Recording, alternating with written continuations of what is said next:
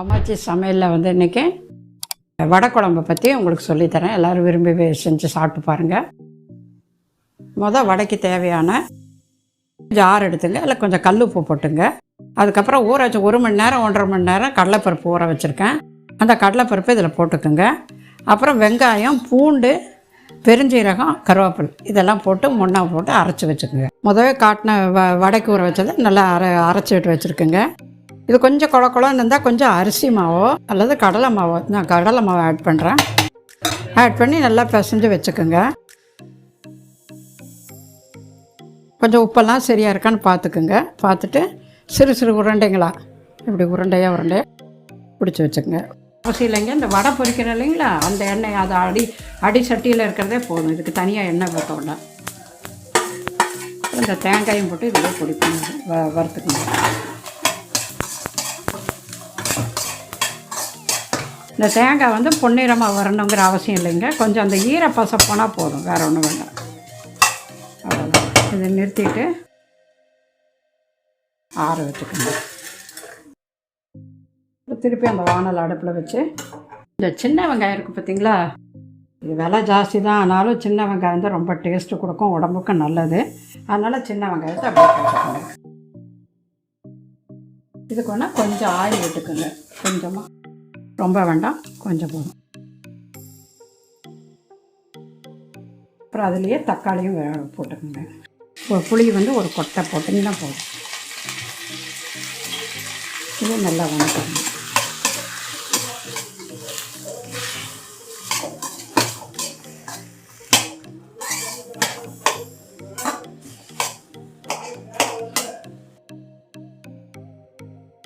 இந்த வெங்காயம்லாம் கொஞ்சம் நல்லா பச்சை வாசம் போகிற வரைக்கும் வணங்கணும். தக்காளி வெங்காயம்லாம் இதோட கொஞ்சம் கல் உப்பும் போட்டுடலாங்க. கல் உப்பு போட்டால் சீக்கிரம் அந்த வெங்காயம் தக்காளியெல்லாம் சீக்கிரமாக வணங்கும். பாருங்க, கல் உப்பு போடும். குழம்பு போடும்போது பார்த்துட்டு கொஞ்சம் நிதானமாக போட்டுக்கணும்.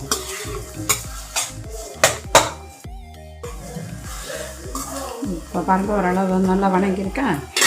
இப்போ வந்து மிளகாத்தூள் கொஞ்சம் போட்டுக்கலாம். இது தனி வரமிளகாத்தூள் வந்து தனியாக கொஞ்சம் போட்டு. இது சாம்பார் பொடி நம்ம வீட்டில் அரைச்சி வச்சு யூஸ் பண்ணுறோம் இல்லைங்க, சாம்பாருக்கு அந்த தூள் கொஞ்சம். அவ்வளோதாங்க. இதை நிறுத்திட்டு ஆற வச்சு மிக்சியில் அரைக்கணும். அவ்வளோதான். அரைச்சிட்டு அப்புறம் குழம்பு வச்சிடணும். அவ்வளோதான். கொத்தமல்லி, வரமிளகா, தேங்காய் அதெல்லாம் வறுத்து வச்சு இல்லைங்களா, அதை பொடி பண்ணிவிட்டு கொஞ்சம் தண்ணி விட்டு கெட்டியாக அரைச்சி வச்சுக்கலாம். அடுத்தது தக்காளி, வெங்காயம், புளியெல்லாம் போட்டிருக்கோம் இல்லைங்களா, அதெல்லாம் வணக்கிட்டு இப்போ இது அரைக்க போகிறேன். நல்லா அரைச்சிருச்சு.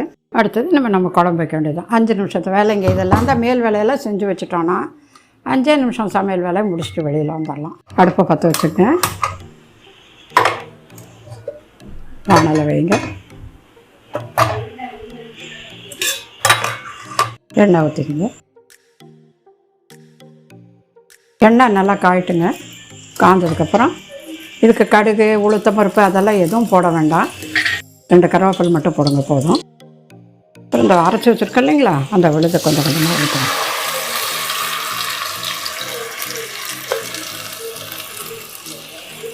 நல்லா பச்சை வாசம் போகிற வரைக்கும் கொஞ்சம் கொதிக்கட்டுங்க. கொஞ்சம் மூடி வச்சுருங்க, அப்போ சீக்கிரமாக கொதிக்கும். குழம்பு பாருங்கள், நல்லா கொதி வந்துருச்சு. கொஞ்சம் வாயில் போட்டு பாருங்கள், பச்சை வாசம்லாம் போயிருக்கும். ஏன்னா ஏற்கனவே இது நல்லா வறுத்ததுனால நல்லா சீக்கிரமாக போயிடும். அடுத்தது இந்த அரைச்சி வச்சுருக்கோம் பார்த்தீங்களா, இந்த தேங்காய், ஜீரகம், மிளகு, கடலைப்பருப்பு, துவரம் பருப்பு அதெல்லாம் அரைச்சதெல்லாம் போட்டு திருப்பி நல்லா இன்னும் 4 கொதி விடணும். நல்லா கலக்கி விட்டுருங்க. குழம்பு திக்காக இருந்தால் கொஞ்சம் தண்ணி ஊற்றுங்க.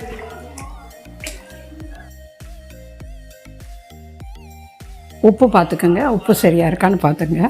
நல்லா கொதிக்கட்டுங்க, பச்சை வாசம் போகிற வரைக்கும் கொதிக்கட்டும். இப்போ பாருங்கள், நல்லா கொதி வந்துருச்சு. இந்த இப்போ சுற்றியும் ஆவி வருது, பச்சை வாசமும் அடங்கிருச்சுங்க. இவ்வளோதான். இது முடிஞ்சோடனே அடுப்பு ஆஃப் பண்ணிடலாங்க.